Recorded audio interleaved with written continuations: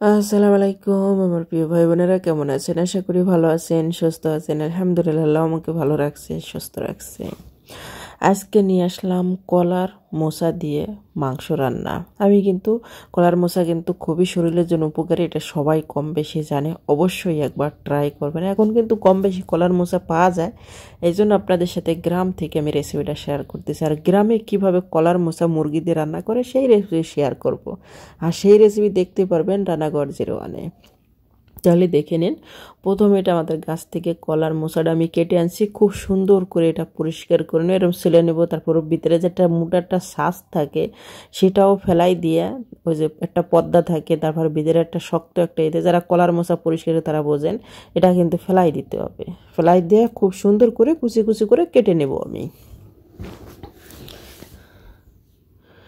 দেখুন কলার মোচাটা আমার কাটা হয়ে গেছে। আর এই কলার মোচাটা কিন্তু কাটা হয়ে গেছে, আমি ধুয়েও নিছি, পরিষ্কার করে একদম করে নিছি। তারপরে এটা চালনে আমি উঠে নিছি। এখন আমি একটু জাস্ট গরম পানিতে ভাপাই নেব। এই জন্য এটা কোনো জ্বালাবো না, জাস্ট 1 মিনিটের জন্য। কেন কি ভাপা নিলে যে কলার একটা কষ থাকে, সেই কষটা উঠে যাবে, এই জন্য এটা আমি ভাপিয়ে নেব। অবশ্যই একটু ভাপাই নেওয়ার জন্য চেষ্টা করবেন। জাস্ট 1 মিনিট জাস্ট গরম পানির ভিতর দিয়ে এরকম একটু নাড়াচাড়া করে নামিয়ে ফেলতে হবে। আর এই গ্রাম থেকে তৈরি করা রেসিপি বেশি আপনারা দেখতে পাবেন রান্নাঘর 01-এ। চ্যানেলটা সাবস্ক্রাইব করে পাশে থাকবেন আপনারা। আমার কিন্তু এটা দেখুন হয়ে গেছে। এখন আমি এটা সালনে আবার ঢেলে নিলাম। এটা ঢেলে নিয়ে সাইডে রেখে দেবো। এর ভিতরে একটা মশলা তৈরি করে নেবো একবারে। এখানে টমেটো নিয়ে এসেছি। দেখুন সব কিছু মশলা, মাংস। আপনাদের মাংস যে এত কিছু লাগতে হবে তা কোনো কিছুই না, যা সেখানে লাগবে সামান্য কিছু। এখানে দিয়ে দিলাম হাফ চামচের মতন, এখানে দিয়ে দিলাম কালো জিরা, তেজপাতা, দারচিনি, ব্যাস এই 3টে দিয়ে দিলাম। দিয়ে দেবো কাঁচামরিচ, কাঁচা পেঁয়াজ।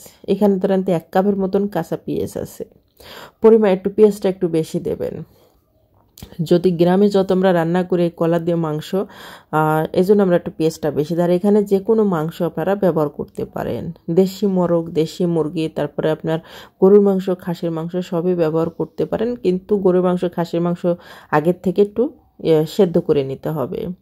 এখানে দিয়ে দিলাম আদা বাটা, রসুন বাটা, পেঁয়াজ বাটা পরিমাণ মতন। এখানে হয়তো 2 থেকে 2.5 চামচের মতন আছে, সব কিছু একসাথে বাটা মশলা।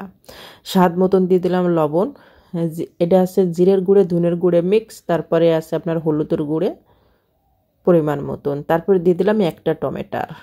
এখানে কিন্তু আমি মরিচের গুঁড়ে ব্যবহার করি না, কেন কি যত আমি কাঁচা মরিচতে রান্না করে আমাদের গ্রাম অঞ্চলে কলা, এই জন্য আমরা কখনো মরিচের গুঁড়ে ব্যবহার করি না। লাল মরিচের মানে শুকনো মরিচের গুঁড়ে যেটা, সেটা ব্যবহার করি না। এখানে আধা কেজির মতন মাংস আছে, আধা কেজির একটু উপরে আছে। সেই মাংসটা দিয়ে খুব সুন্দর করে আমি কষিয়ে নেব।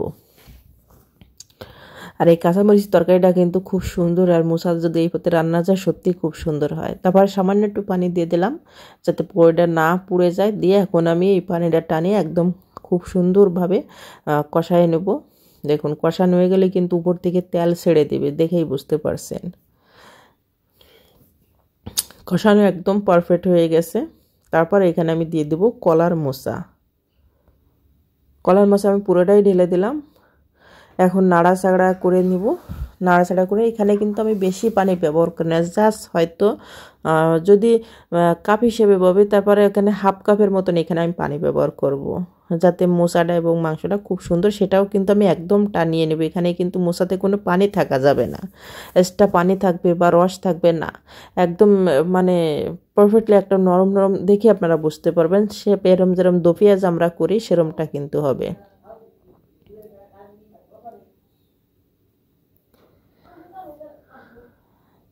দেখুন আমি সামান্য একটু পানি এখানে ব্যবহার করছি, বললাম হাফ কাপের মতন এখানে পানি ব্যবহার করছি।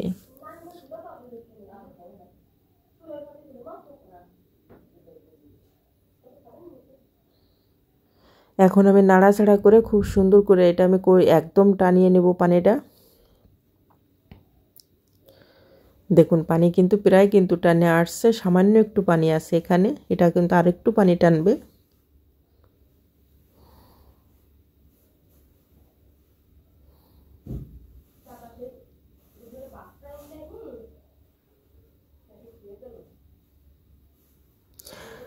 আমার প্রায় রান্না হয়ে গেছে। তারপরে ব্যবহার করলাম 1 চামচের মতন গরম মশলা।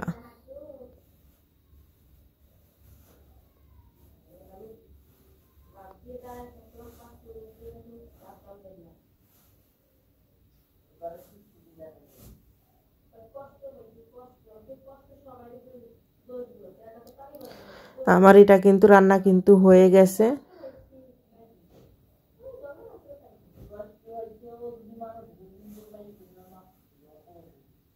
রান্না করা এটা আমার হয়ে গেছে, আমি গরম মশলা দেওয়া হয়ে গেছে, জাস্ট আমি 2 মিনিট দমে রেখে দিয়েছিলাম। দেখুন এক ফোঁটা কিন্তু পানি নেই, তেল ছেড়ে দিয়েছে, একদম পারফেক্ট একটা রেসিপি।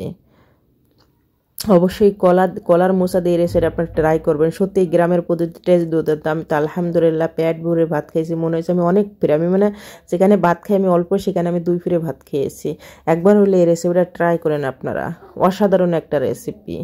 এখানে মাংস যদি না হয়, তারপরে সামান্য মাংস আছে, তারপরে এই রেসিপিটা ট্রাই করেন। এখন আমার রান্না করা শেষ, এখন আমি নামিয়ে নেব।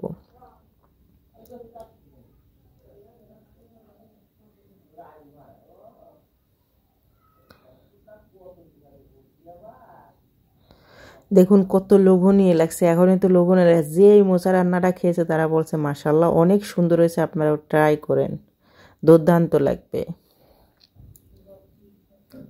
আর আমার এই ছোটো ছোটো রেসিপি আপনাদের সাথে শেয়ার করি একদম গ্রামের জিনিস দিয়ে, তারা কেমন লাগে অবশ্যই আপনারা জানাবেন কমেন্টে। আর যদি ভালো লাগে অবশ্যই চ্যানেলটা সাবস্ক্রাইব করে আমার পাশে থাকবেন। আর ফেসবুকে যারা দেখেন তাদের অসংখ্য ধন্যবাদ, ফেসবুকে দেখলে অবশ্যই ফলো দিয়ে পাশে থাকবেন। সবাই ভালো থাকবেন, সব সময় সুস্থ থাকবেন, আল্লাহ আপনাদের সবাইকে ভালো রাখুক, সুস্থ রাখুক, এই দোয়া কামনা করি।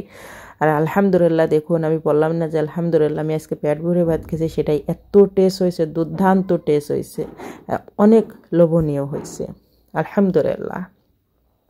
হাতের কাছে যদি কলার মোচা থাকে অবশ্যই আপনারা ট্রাই করবেন এই রেসিপিটা।